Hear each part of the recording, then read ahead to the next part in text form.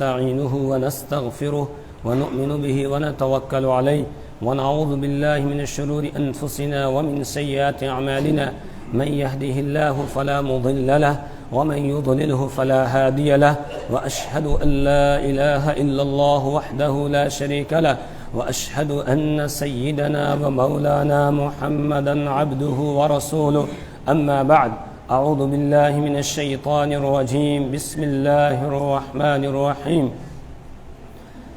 أقيموا الصلاة وآتوا الزكاة وأقرضوا الله قرضا حسنا وما تقدموا لأنفسكم من خير تجدوه عند الله صدق الله العظيم وصدق رسوله النبي الكريم ونحن على ذلك من الشاهدين والشاكرين والحمد لله رب العالمين رب اشرح لي صدري ويسر لي أمري واحلل عقدة من لساني يفقه قولي رب زدني علما سبحانك لا علم لنا إلا ما علمتنا إنك أنت العليم الحكيم.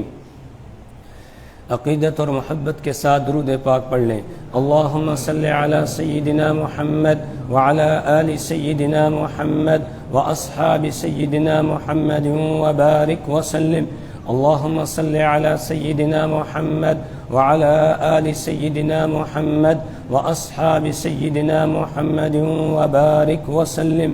اللہم صلی علی سیدنا محمد وعلی آل سیدنا محمد واصحاب سیدنا محمد وبارک وسلم. برادران اسلام، واجب الاحترام محترم بزرگ اور میرے ایمانی بھائیوں، ایک وقت تھا کہ ہم انتظار میں تھے کہ رمضان آ رہا ہے، رمضان آ رہا ہے. اب اتنے مہینے رہ گئے، اب اتنا وقت رہ گیا، اتنے دن رہ گئے، پھر رمضان آ گیا اور اب تو رمضان جا رہا ہے. بس دوسرا عشرہ ختم ہونے کو ہے. پہلا عشرہ رحمت والا تھا، وہ گزر گیا، اور دوسرا عشرہ ہے مغفرت والا، جس میں اللہ تعالیٰ اپنے بندوں کی مغفرت فرماتے ہیں.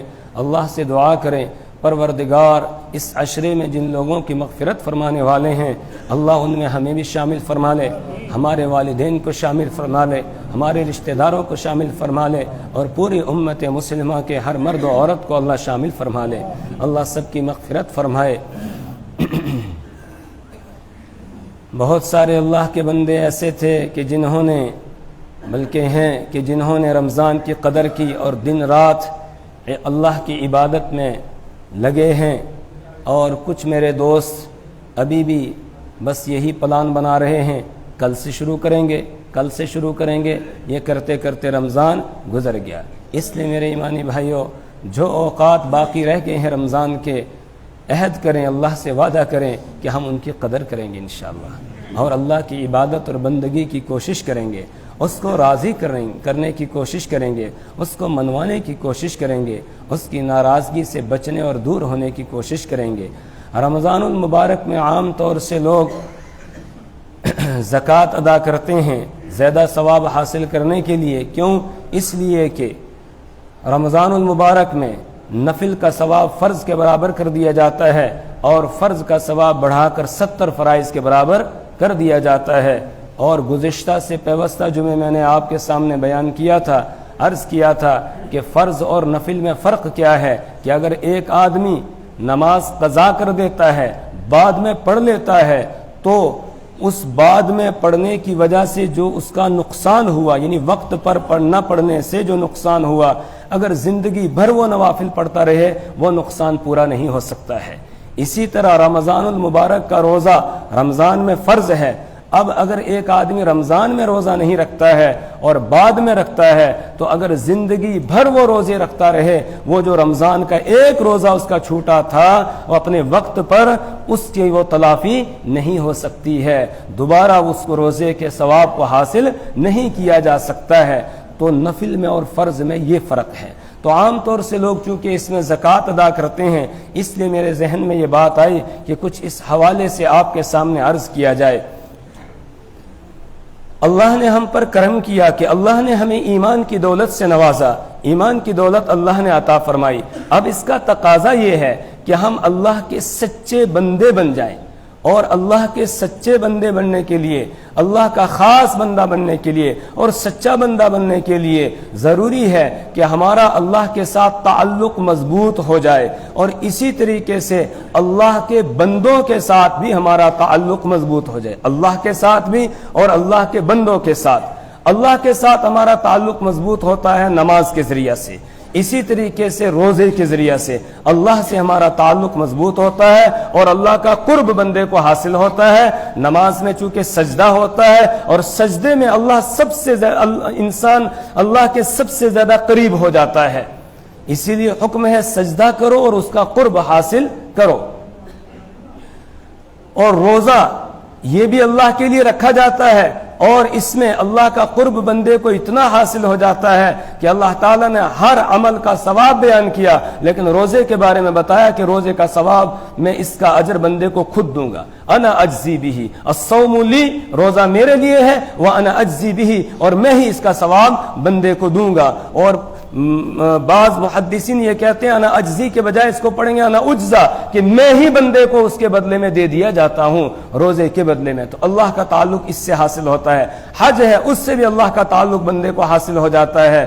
اور اللہ کے بندوں کے ساتھ جو ہے وہ تعلق، اور اللہ کے بندوں کے دلوں کے اندر اس کی عظمت اور محبت یہ کیسے پیدا ہوتی ہے، اس کے لیے اللہ نے صدقہ اور خیرات اور زکوٰۃ کا ہمیں حکم دیا ہے کہ اس کو ادا کرو۔ اس سے اللہ کے بندوں کا حق ادا ہوتا ہے اور ان کے دل کے اندر آدمی کی محبت پیدا ہو جاتی ہے اور ان کے ساتھ بھی بندے کا تعلق مضبوط ہو جاتا ہے۔ پھر یہ بندہ اللہ کا سچا بندہ بن جاتا ہے، اللہ کا خاص بندہ بن جاتا ہے۔ تو اس کے لیے زکوٰۃ کا حکم دیا۔ قرآن حکیم میں اللہ تعالیٰ نے زکوٰۃ اور نماز ان دونوں کا ساتھ ساتھ حکم دیا۔ اقیموا الصلاۃ وآتوا الزکاۃ، نماز قائم کرو اور زکوٰۃ ادا کرو۔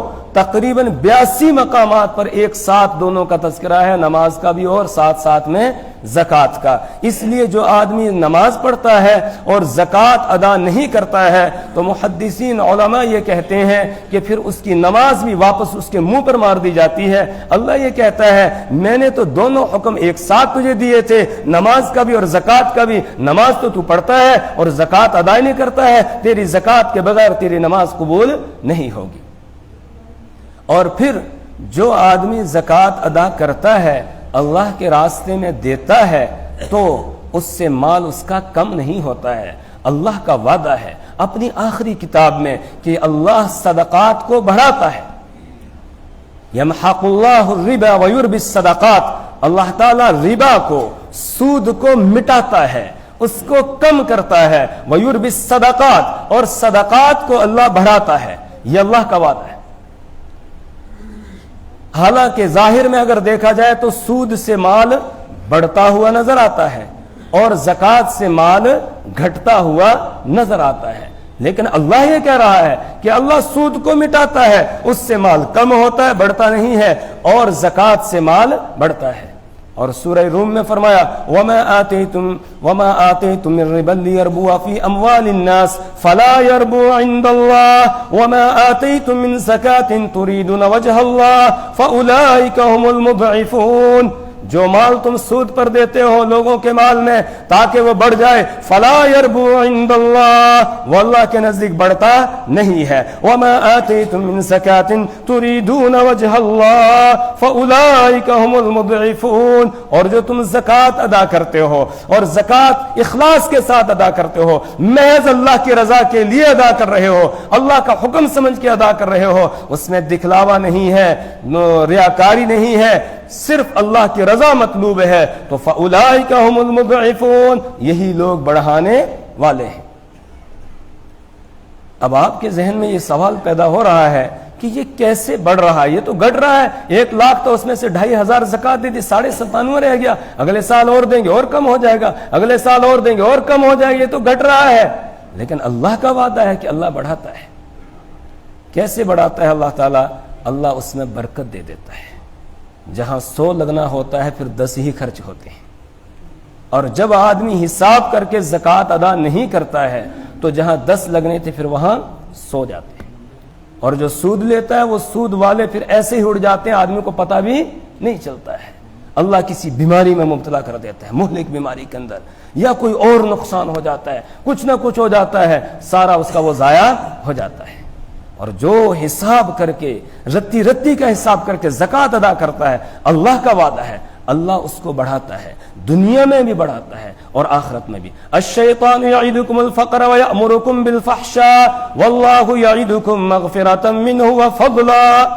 الشیطان یعدکم الفقر ویأمرکم بالفحشاء، شیطان تم کو ڈراتا ہے فقر سے، اگر تم خرچ کرو گے تو کم ہو جائے گا، پھر کہاں سے لاؤ گے، وہ ڈراتا ہے۔ وَيَأْمُرُكُمْ بِالْفَحْشَاءِ، اور وہ تم کو بے حیائی کے کام کا حکم دیتا ہے۔ معلوم ہوا اللہ کے راستے میں خرچ نہ کرنا یہ بے حیائی کا کام ہے، اور یہ شیطان اس کا کرواتا ہے، شیطان حکم دیتا ہے۔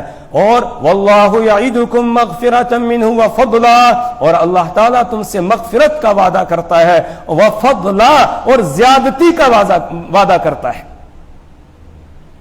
زیادتی اللہ زیادہ کرے گا، بڑھائے گا۔ خذ من اموالہم صدقۃ تطہرہم وتزکیہم بہا وصل علیہم ان صلاتک سکن لہم۔ رسول پاک صلی اللہ علیہ وسلم کو حکم دیا گیا، خذ من اموالہم صدقۃ، آپ ان کے مال سے صدقہ لے لیجئے، تطہرہم، یہ صدقہ ان کے مال کو پاک کر دے گا، وتزکیہم، اور ان کا تزکیہ کر دے گا، مال بھی ان کا پاک ہو جائے گا، دل بھی ان کا پاک ہو جائے گا، دونوں چیزیں پاک ہو جائیں گی۔ کس سے؟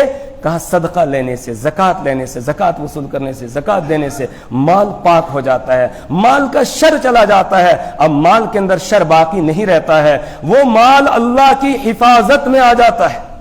جس مال کی زکوٰۃ ادا کر دی جائے وہ مال اللہ کی حفاظت میں آ جاتا ہے، جس کھیتی کی زکوٰۃ ادا کر دی جائے، وہ عشر نکال دیا جائے، وہ کھیتی اللہ کی حفاظت میں آ جاتی ہے، اللہ اس کی حفاظت کا انتظام کرتا ہے۔ مسلم شریف کے اندر روایت ہے، اللہ کے حبیب محمد عربی صلی اللہ علیہ وسلم نے ارشاد فرمایا، بینما رجل بفلاۃ من الارض، اسی دوران کہ ایک آدمی جنگل میں گزر رہا تھا، اچانک آسمان میں بادل پھٹا، اس بادل سے ایک آواز آتی ہے اور اس میں یہ حکم دیا جاتا ہے، اسقی حدیقۃ فلان، کہ فلاں کے باغیچے کو سیراب کرو۔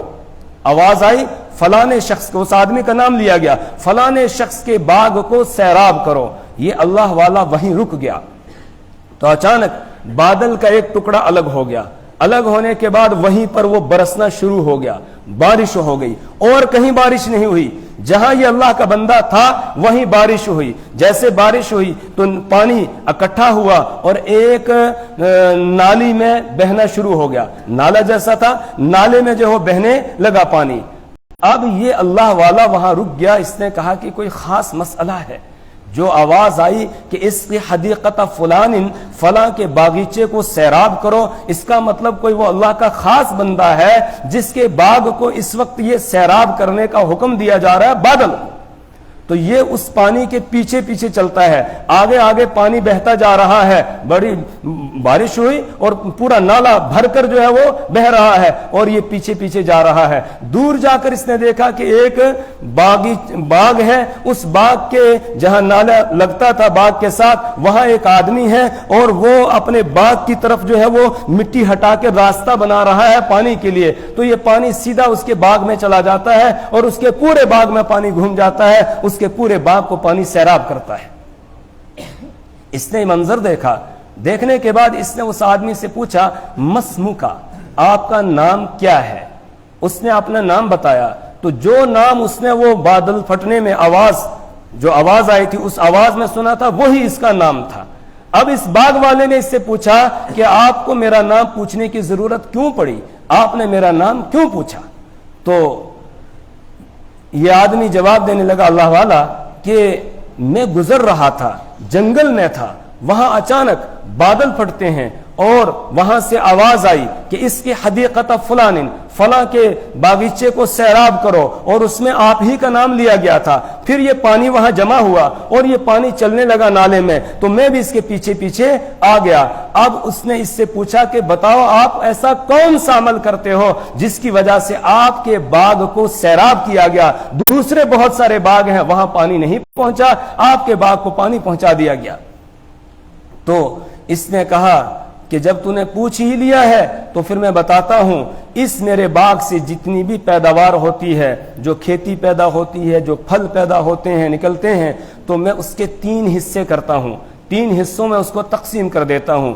ایک حصہ میں اللہ کے راستے میں صدقہ کر دیتا ہوں، فَأَتَصَدَّقُ بِثُلُثِهِ، اس کا 1/3 حصہ میں اللہ کے راستے میں دے دیتا ہوں، اور 1/3 حصہ اپنے لیے اور اپنے اہل و عیال کے لیے رکھتا ہوں خرچ کے لیے، اور 1/3 حصہ اسی باغ کی درستگی میں لگا دیتا ہوں، اس کو بڑھانے میں لگا دیتا ہوں۔ تو اس اللہ والے نے کہا بس یہ جو تو صدقہ کرتا ہے نا، اللہ کے راستے میں دیتا ہے، اسی وجہ سے اللہ نے تیرے لیے یہ پانی کا انتظام کیا، تیرے باغ کی سیرابی کا انتظام کیا ہے۔ حضرت شیخ الحدیث شیخ زکریا رحمۃ اللہ علیہ آپ بیتی میں لکھتے ہیں، ایک واقعہ نقل کرتے ہیں کہ زکوٰۃ ادا کرنے سے کس طرح اللہ آدمی کے مال کی حفاظت کرتا ہے۔ فرماتے ہیں کہ وہیں سہارنپور میں ایک گاؤں میں ایک بزرگ رہتے تھے، حافظ فضل حق صاحب رحمۃ اللہ علیہ۔ تو حضرت شیخ الحدیث شیخ زکریا رحمۃ اللہ علیہ فرماتے ہیں کہ حافظ صاحب ایک دن اپنے گھر میں سوئے ہوئے تھے، تو اچانک رات کے وقت میں 3 آدمی ان کے گھر میں آگے دروازہ کھول کے اندر گھس آئے۔ انہوں نے پوچھا رے کون ہو، چور ہو؟ انہوں نے کہا ہاں ہم چور ہی ہیں۔ تو کہا ٹھیک ہے، جو ملتا ہے لے جاؤ، میں مدرسے کا خزانچی ہوں، مدرسے کی رقم بھی یہیں رکھی ہوئی ہے، لیکن تم نہیں لے جا سکتے ہو، میرے پیسے بھی ہیں، مدرسے کی بھی ہیں، یہیں رکھے ہیں، تم نہیں لے جا سکتے ہو۔ چوروں نے کہا اچھا، انہوں نے کہا ہاں نہیں لے جا سکتے ہو، لے جاؤ، لینا چاہتے ہو لے جاؤ۔ اب بڑا ایک صندوق تھا، اسی میں انہوں نے رقم رکھی تھی، بتا دیا اس صندوق میں رکھی ہے، اور اس میں 6 پیسے کا تالا لگا ہوا ہے، اور تم سے یہ تالا نہیں ٹوٹے گا۔ اب وہ چور تینوں مل کے اس کو توڑ رہے ہیں، تو تالا ٹوٹ نہیں رہا ہے۔ حافظ صاحب اطمینان کے ساتھ سو گئے، کوئی ٹینشن نہیں ہے۔ آج ہمارے گھر میں کوئی چور آ جائے تو پورے محلے کو جگا دیں گے، کیوں؟ اس لیے کہ اللہ کی ذات پر بھروسہ تو ہے نہیں، اعتماد اور توکل تو ہے نہیں، نافرمانیوں پہ نافرمانیاں کر رہے ہیں تو توکل اور بھروسہ کیسے ہوگا؟ تو وہ اللہ کی فرما برداری کرنے والے تھے، اس لیے اللہ پر بھروسہ، کہا ٹھیک ہے لے جاؤ۔ فرماتے ہیں اس کے بعد وہ جاگ گئے، کچھ دیر کے بعد دیکھا چور لگے ہوئے ہیں تالا توڑنے میں، تالا ان سے نہیں ٹوٹ رہا ہے۔ اس کے بعد یہ اپنے نوافل میں لگ گئے، تہجد پڑھی، اذان ہو گئی، نماز کے لیے چلے، وہ ابھی توڑنے میں لگے ہیں۔ کہا میں نماز پڑھنے جا رہا ہوں، توڑ لو تم، نہیں ٹوٹے گا تم سے۔ جب نماز پڑھ کے واپس آئے تو وہ ناکام ہو کر واپس چلے جا چکے تھے، ان سے وہ تالا نہیں ٹوٹا۔ ایسے اللہ حفاظت کرتا ہے۔ پھر حافظ صاحب نے کہا کہ میں چونکہ اپنے مال کی زکوٰۃ ادا کرتا ہوں، 1 پیسے کی میں نے زکوٰۃ ادا کی ہے، اور اللہ کا وعدہ ہے کہ جس مال کی زکوٰۃ ادا کی جائے وہ مال اللہ کی حفاظت میں آ جاتا ہے۔ جب اللہ اس کا محافظ بن گیا، اب اس کو کون لے جا سکتا ہے؟ تم چاہے 3 کے بجائے 10 آ جاؤ تب بھی تم لے نہیں جا سکتے ہو۔ اس طرح اللہ تعالی حفاظت فرماتا ہے، اور صرف مسلمان ہی کی نہیں بلکہ اللہ اگر کوئی غیر مسلم عمل کرتا ہے اس کے مال کی بھی اللہ حفاظت فرماتا ہے۔ اسی آپ بیتی کے اندر ہی شیخ الحدیث شیخ زکریا رحمۃ اللہ علیہ لکھتے ہیں کہ سہارنپور میں انگریز کے دور کی بات ہے، انگریز آفیسروں نے کچھ کوٹھیاں بنائی ہوئی تھیں۔ سہارنپور کا جو پہاڑی سا علاقہ ہے، اس پہاڑی علاقے میں کچھ کوٹھیاں بنائی ہیں، تو ایک انگریز کی ایک کوٹھی ہے، اس پہ ایک مسلمان کو پہرے دار اس نے رکھا تھا۔ اچانک پاس میں جو جنگل تھا، اس جنگل میں آگ لگ جاتی ہے، اور آگ جو ہے وہ ان کوٹھیوں کی طرف، مکانات کی طرف بڑھتی چلی آ رہی ہے، بجھانے کا کوئی انتظام نہیں ہے۔ تو جس انگریز کی کوٹھی پہ یہ مسلمان پہرے دار تھا، یہ بھاگ کر دہلی پہنچا اس انگریز کو بتانے کے لیے کہ آپ کی کوٹھی کی طرف آگ آ رہی ہے، اس لیے آپ جو ہے کوئی اس کا انتظام کریں بجھانے کا۔ تو یہ گیا، جا کر اس نے دہلی میں اس کو بتایا انگریز کو کہ اس طرح جنگل میں آگ لگی ہے، اور وہ آگ جو ہے وہ بستی کی طرف بڑھتی چلی آ رہی ہے، اور اسی بستی میں آپ کی کوٹھی بھی ہے، کہیں آپ کا مکان جل جائے گا، آپ اس کے بجھانے کا کوئی انتظام کریں۔ تو انگریز نے کوئی خاص توجہ نہیں دی۔ انہوں نے پھر اس سے کہا بھائی آگ لگی ہے اور آپ کا مکان جل سکتا ہے، آپ کی کوٹھی جل سکتی ہے، اس کے لیے کوئی جو ہے انتظام کریں بجھانے کا، آپ کی حکومت ہے۔ تو اس نے کہا کہ میرا مکان نہیں جلے گا۔ کہا کیوں؟ تو آپ کا مکان کیوں نہیں جلے گا؟ کہا میں نے مسلمان علماء سے سنا ہے جس مال کی زکوٰۃ ادا کی جائے تو اس مال کو نہ آگ جلا سکتی ہے، نہ چور چوری کر کے لے جا سکتے ہیں، نہ وہ کسی اور طریقے سے ضائع ہوتا ہے۔ تو مجھے یقین ہے میں نے اس کوٹھی کی زکوٰۃ ادا کی ہے، میں نے کاروبار کے لیے بنائی ہے، بیچنے کے لیے، اس کی میں نے زکوٰۃ ادا کی ہے، اس لیے اس کو آگ نہیں جلا سکتی ہے۔ اب یہ مسلمان چوکیدار واپس آ گیا، آ کر دیکھتا ہے آس پاس کی ساری کوٹھیاں جل گئی تھی، اس کا مکان ویسا ہی تھا، وہ نہیں جلا ہے۔ تو یہ زکوٰۃ ادا کرنے کا فائدہ ہے۔ آج ہم اس کو اپنے لیے کیا سمجھتے ہیں؟ بوجھ سمجھتے ہیں۔ بوجھ نہیں، خوش دلی کے ساتھ ادا کرنی چاہیے، اور جیسے آدمی کی نیت ہوگی، نیت کے مطابق اللہ کی طرف سے فیصلہ ہوتا ہے۔ اگر کوئی اس نیت کے ساتھ دے رہا ہے، اللہ کا وعدہ ہے کہ اگر تم اخلاص کے ساتھ زکوٰۃ ادا کرو گے تو میں تمہیں بڑھا کر دوں گا، اس کو دنیا میں بھی اللہ بڑھا کر دے گا، آخرت میں بھی اللہ تعالیٰ اس کو بڑھا کر دے گا۔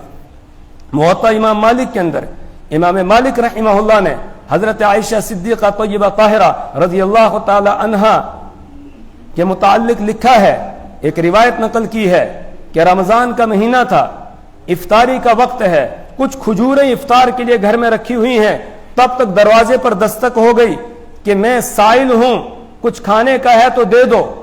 حضرت عائشہ رضی اللہ تعالی عنہا نے گھر کی نوکرانی سے یہ کہا کہ ہے کچھ کھانے کے لیے؟ تو اس نے کہا افطاری کے لیے کھجوریں رکھی ہوئی ہیں۔ تو کہا بس یہی دے دیجئے اٹھا کر۔ انہوں نے کہا پھر افطاری کے لیے کچھ نہیں، کہا اللہ اور کوئی بندوبست کر دے گا۔ اٹھا کر کھجوریں دے دی۔ تھوڑی دیر کے بعد پھر دستک ہوئی تو دیکھا کہ ایک آدمی بڑا تھال اٹھائے ہوئے، اس میں شوربہ بھی ہے، اس میں روٹیاں ہیں، اس میں گوشت ہے اور چیزیں ہیں۔ کہا یہ حضرت عائشہ رضی اللہ تعالیٰ عنہ کے لیے ہدیہ ہے، ہدیہ لے کر آیا ہوں۔ حضرت عائشہ رضی اللہ تعالیٰ عنہ کے سامنے جب لایا گیا تو بتایا دیکھو کھجوریں ٹھیک تھی یا یہ ٹھیک ہے؟ کہا کھجوریں دی تھی، اللہ نے نقد اس کا فائدہ دے دیا، یہ پہنچا دیا۔ تذکرۃ الاولیاء ایک کتاب ہے، اس میں حضرت رابعہ بصریہ رحمت اللہ علیہا کے متعلق لکھا ہے کہ رمضان کا مہینہ تھا، افطاری کا وقت ہے، افطاری کے لیے 2 روٹیاں رکھی ہوئی ہیں، تب تک دروازے پر دستک ہوئی، میں سائل ہوں، کچھ کھانے کے لیے ہے تو دے دو۔ انہوں نے اپنے گھر کی نوکرانی سے یہ کہا کہ یہ کچھ ہے؟ کہا 2 روٹیاں، کہا اٹھا کر دے دو اس کو۔ کہا افطاری کے لیے آپ کے پاس کچھ نہیں؟ کہا اللہ اور کوئی بندوبست کر دے گا، دے دو۔ وہ 2 روٹیاں دے دی۔ اس کے بعد تھوڑی دیر کے بعد دستک ہوئی، کوئی آیا، اس نے کچھ روٹیاں اور سالن وغیرہ اٹھایا ہوا، کہا یہ رابعہ بصریہ کے لیے ہدیہ ہے۔ لایا گیا، سامنے رکھا، کہا روٹیاں گنو۔ جب روٹیاں گنی تو اس میں 16 روٹیاں تھیں۔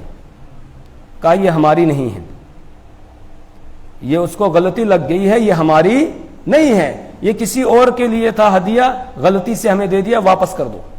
اس کو کہا بھی حضرت رابعہ فرما رہی ہیں یہ ہماری نہیں ہے، یہ کسی اور کی ہے، آپ کو شاید غلطی لگ گئی ہے۔ وہ لے کے واپس چلا گیا۔ تھوڑی دیر میں ایک اور آدمی آیا، دستک دی، کہا رابعہ کے لیے ہدیہ لایا ہوں۔ کیا ہے؟ کہا روٹیاں اور سالن ہیں۔ لایا، اب کہا گنو، تو گنی تو 20 روٹیاں تھیں۔ کہا 2 دی تھیں، اللہ کا وعدہ ہے من جاء بالحسنۃ فلہ عشر امثالھا، جو ایک نیکی لے کر آئے گا اس کو 10 کے برابر عطا کروں گا۔ تو کہا 2 روٹیاں دی تھی، اللہ نے 20 واپس کی۔ تو اللہ کا وعدہ ہے، اس طرح اللہ پورا کرتا ہے۔ اگر واقعات سنانے پہ آؤں تو کتنے واقعات ہیں، دن پورا اسی میں لگ جائے گا۔ تو زکوٰۃ جو ہے وہ بوجھ سمجھ کر ادا نہیں کرنی چاہیے، اللہ کا حکم سمجھ کر خوش دلی کے ساتھ ادا کرنی چاہیے، پورا حساب کر کے زکوٰۃ ادا کرنی چاہیے۔ اگر 1 روپیہ بھی زکوٰۃ کا مال میں رہ گیا اور آدمی نے زکوٰۃ دی لیکن 1 روپیہ بھی رہ گیا تو وہ 1 روپیہ بھی مال کو ضائع کرنے کے لیے کافی ہے۔ اس لیے جتنی بنتی ہے کچھ اس سے زیادہ ہی دینی چاہیے، کم نہیں کرنی چاہیے، زیادہ ہی دینی چاہیے۔ اللہ تعالیٰ پھر دیکھیے کس طرح برکتیں عطا کرتا ہے۔ اللہ اپنی حفاظت میں مال کو لے لیتا ہے، مال ضائع ہونے سے بچ جاتا ہے، بہت ساری مصیبتوں اور پریشانیوں سے آدمی بچ جاتا ہے۔ ایک روایت میں اللہ کے رسول صلی اللہ علیہ وسلم نے قسم کھا کر فرمایا کہ 3 چیزوں پر میں قسم کھاتا ہوں، ان میں سے ایک یہ تھا کہ ما نقص مال عبد من الصدقۃ، کہ آدمی کا مال صدقے سے کم نہیں ہوتا ہے بلکہ وہ بڑھتا ہے۔ دے کر دیکھو, اللہ کے راستے میں حساب کر کے ادا کرو. تو رمضان میں چونکہ لوگ زکوٰۃ ادا کرتے ہیں, اس لیے میرے ذہن میں یہ بات آئی کہ اسی کے حوالے سے کچھ بات آپ کے سامنے پیش کی جائے. انشاءاللہ اس سے آگے آئندہ آپ کے سامنے کچھ مسائل وغیرہ, کن مالوں پر زکوٰۃ وغیرہ ہوتی ہے, وہ آئندہ جمعے کو انشاءاللہ آپ کے سامنے میں عرض کروں گا. لیکن جن کے پاس ہے, جن کو اللہ نے دیا ہے, بس وہ آج سے ہی فکر مند ہو جائیں اور پورا حساب کریں ایک ایک چیز کا, اور حساب کر کے 1 روپیہ بھی زکوٰۃ کا اپنے پاس نہ رکھیں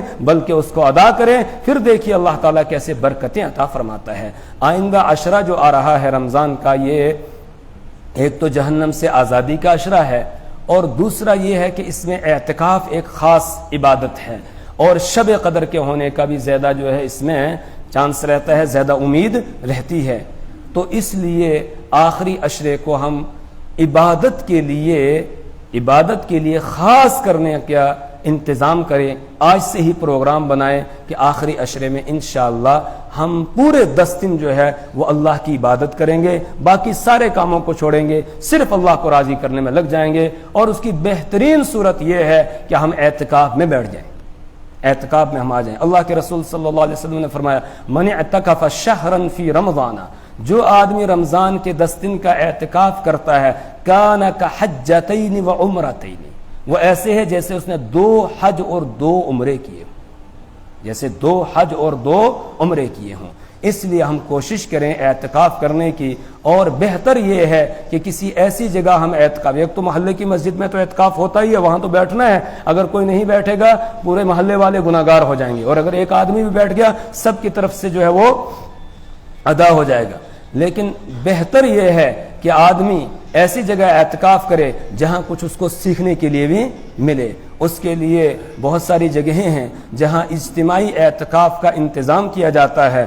ہماری اس مسجد کے اندر بھی اجتماعی اعتکاف کا انتظام کیا جاتا ہے, پچھلے سال بھی تھا اور اس سال بھی انشاءاللہ ہوگا. اس لیے آپ حضرات سے درخواست ہے, جو اعتکاف میں بیٹھنا چاہتے ہیں تو وہ اپنے نام وغیرہ پہلے ہی درج کرا دیں. یہ مولانا جمشید صاحب ہیں, ان کے پاس اپنا نام وغیرہ لکھوا دیں تاکہ انتظام کرنے میں آسانی رہے کہ کتنے لوگ ہیں, تو اسی اعتبار سے پھر انتظام ہوگا. سحری افطاری کا انشاءاللہ انتظام ہوگا, اس کی ٹینشن کی کسی کو ضرورت نہیں ہے. بس آپ آ جائیں اور موسم کے لحاظ سے اپنے لیے ہلکا پھلکا کوئی بستر وغیرہ جو ہے وہ سونے کے لیے, بلکہ سونا تو ہے ہی نہیں ہے, بس تھوڑا بہت جو ہے وہ ساتھ 1-2 چادریں, ایک نیچے بچھانے کی, ایک اوپر اوڑھنے کے لیے, ایک تکیہ جو ہے وہ لے کر آ جائیں انشاءاللہ. اور اس نیت اور ارادے کے ساتھ آئیں کہ ہم اعتکاف بھی کریں گے انشاءاللہ, اور اس کے ساتھ ساتھ کچھ سیکھنے کی بھی انشاءاللہ ہم کوشش کریں گے. تو یہاں بھی انشاءاللہ اجتماعی اعتکاف ہوگا. اور بھی ہیں جیسے بانڈی پورہ میں ہے, اسی طریقے سے بلالیہ میں حضرت مفتی عبدالرشید صاحب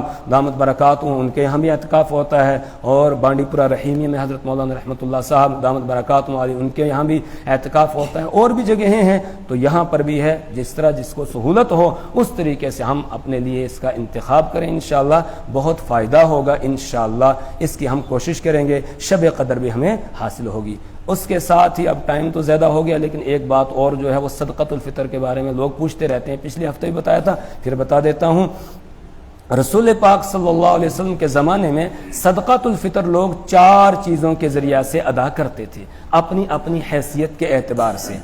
کھجور سے, کشمش کے ذریعہ سے, جو کے ذریعہ سے, اور اسی طرح گیہوں کے ذریعہ سے, اور بعض روایات میں کہ پنیر کے ذریعہ سے بھی صدقۃ الفطر ادا کرتے تھے. لیکن یہ 4 چیزوں سے زیادہ مشہور ہے. کھجور 3.5 کلو, کشمش وہ بھی 3.5 کلو, جو ہے وہ بھی 3.5 کلو, اگر پنیر دے رہا ہے وہ بھی 3.5 کلو, اور اگر گیہوں ہے تو گیہوں والے جو ہے وہ 1.25 کلو, یعنی نصف سا اس کو کہتے ہیں, تقریباً 1.25 کلو جو ہے وہ بیٹھتا ہے. تو اس کے اعتبار سے ادا کیا کرتے تھے. اب ان چیزوں کی آج کے اعتبار سے جو قیمت ہے وہ بازار میں ہم نے معلوم کی, تو ایک جو ہے وہ درمیانی سا ریٹ نکالا, کہیں زیادہ بھی ہو سکتا ہے کہیں کم بھی ہو سکتا ہے. ہم نے درمیانی سا ریٹ نکالا, نہ زیادہ والا اور نہ ہی کم والا, بیچ کا جو ہے. اگر کوئی کشمش کے ذریعہ سے صدقۃ الفطر ادا کرتا ہے, جس کو اللہ نے حیثیت دی ہے وہ اپنی حیثیت کے اعتبار سے ادا کرے, تو وہ کشمش کے ذریعہ سے ادا کرے, اور 3.5 کلو کشمش کی جو قیمت ہے درمیانی درجے کی تقریباً 1100 روپے بنتی ہے. کھجور کے اعتبار سے 900 روپے ہیں, اسی طرح جو کے اعتبار سے 160 روپے ہیں, اور اگر کوئی گیہوں کے اعتبار سے دینا چاہتا ہے، کمزور ہے، تو اپنی حیثیت کے اعتبار سے وہ دے تو 60 روپے ہیں اس کے لیے، 60 روپے کے اعتبار سے وہ صدقۃ الفطر ادا کرے۔ آپ گویا 60 سے لے کر 1100 تک بیچ میں ہم جتنا بھی دیں گے اتنا اچھا ہی ہے۔ اگر کوئی 100 دے دے، 200 دے دے، 300 کے اعتبار سے دے، 400 کے اعتبار سے دے، 700 کے اعتبار سے دے، جیسے جو ہے وہ حیثیت ہے، اپنی حیثیت کے اعتبار سے زیادہ ہی دینے کی کوشش کرنی چاہیے۔ جو ہم نے دے دیا یہ اللہ کے یہاں جمع ہو گیا، اور جو ہمارے پاس رہ گیا وہ تو یہی سارا ختم ہو جائے گا۔ ما عندکم ینفاد وما عند اللہ باق، جو تمہارے پاس ہے وہ ختم ہو جائے گا، اور جو اللہ کے پاس جمع کرا دیا وہ باقی رہنے والا ہے، اور اس کا اجر وہاں بھی ملے گا اور یہاں بھی اللہ مال کے اندر برکت عطا فرمائے گا انشاءاللہ۔ اللہ تعالی ہمیں عمل کی توفیق عطا فرمائے۔ سبحان اللہ و بحمدہ۔